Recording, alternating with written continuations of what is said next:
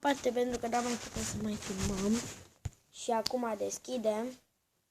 Să vă uitați și la partea cealaltă, să vedem cine va pica. Da, nimic wow. Din Turcia, de la Liverpool.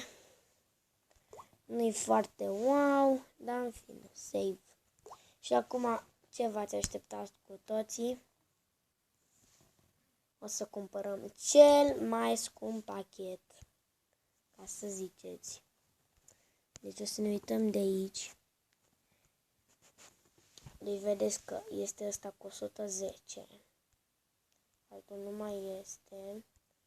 Deci, 1, 2, 3 și... L-am deschis. Să vedem cine va pica și...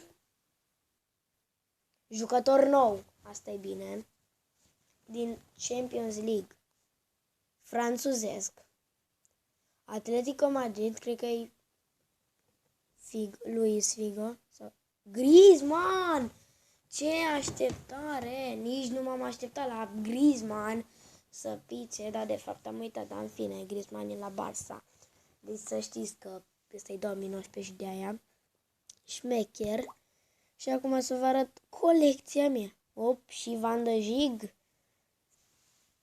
Și hai să vă arăt colecția mea de carduri. Deci uitați-vă.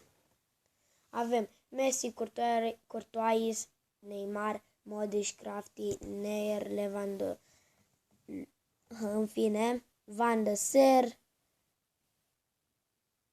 Asta nu știu de ce e de 2 ori, dar în fine, Griezmann, Cavani, Sterling, Buffon, Aubameyang, Piqué, avem cam buni jucători. Ăștia sunt, am 1950 din 6778 și cam atât a fost și pe videoclipul acesta.